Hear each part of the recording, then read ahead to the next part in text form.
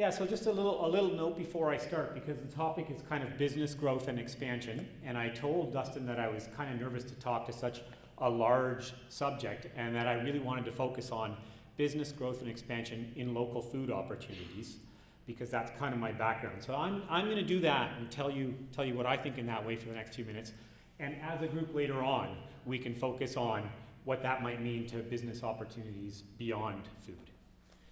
But I do want to point out that food touches so many different businesses in so many different ways. So when we talk about focusing on business growth and expansion opportunities in food, that actually touches a lot of our area businesses and entrepreneurial opportunities. I mean, of course, we all think, first of all, sort of the primary food producers, the farmers, people raising the vegetables, raising the animals, producing food in our area. But that's just the little tiny bit of an inverted pyramid when it comes to food and business. You've also got all kinds of artisanal food producers, people like Jane back there with Rossum Delights that we were just eating, Donna McLennan's food that we were just eating before here, all kinds of caterers, restaurateurs, people running food trucks, the retail, the grocery store outlets that we have here in town.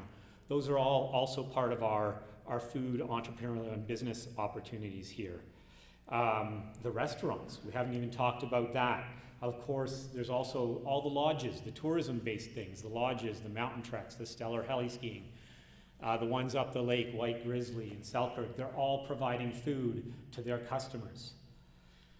That food comes from somewhere, some of it comes from local, some of it comes from further than local, but they employ people to produce it. So when we talk about business growth and expansion in food, it touches on a lot of our businesses here in the Kaslo area.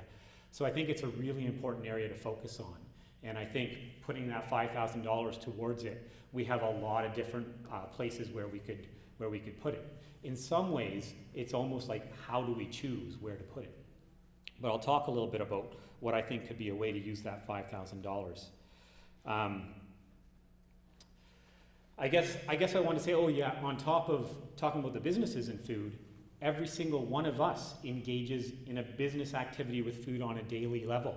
We're all spending money every day to feed ourselves. So that's whatever the population of the North Kootenay Lake area is, putting money into, depends. If your choice is well thought out, every dollar that you spend could be supporting a local business, helping it to thrive. And this is really important because I think that impacts every person here's quality of life. And that we've just sort of learned that that's why we're all here. Sort of quality of life is the main reason we're here. The community that we have, the beautiful environment that we have.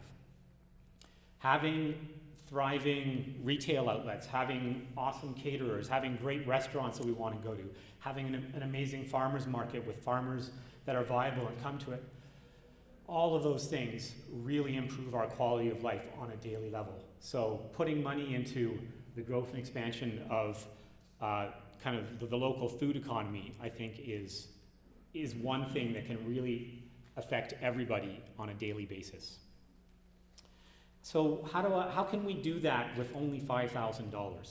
I love the idea of leveraging that money and being able to expand its use. I had some ideas around that as well. I haven't been able to run them down to give you specifics yet, but I was trying to think, how can we use only $5,000 that's up for grab to get started on something here? And I think one thing to do is to give an opportunity for all of those people, 1 minute, thank you, to give an opportunity for all of those people in local food-related businesses to come together, to share information with each other, to be inspired, to learn from each other, as well as from some expertise, maybe more regionally or even outside of the region. So I'm talking about putting on a conference this winter, 1 day, maybe 2 days. We can do that with that amount of money, especially if we can leverage it for a little bit more. And we can give opportunities for people from all those different kind of businesses to find at least a workshop or two in which they can gain something that will allow them to improve, give them some ideas, maybe give them opportunities, maybe introduce them to people like Community Futures, Business Basin Advisors, not to mention all those people who are aspiring to maybe do something with a business, perhaps the youth entrepreneurs out there, to give them opportunities to come together and learn from each other. So I really wanted to say, let's put a conference on in Kaslo this winter but focused on business opportunities for the local food economy.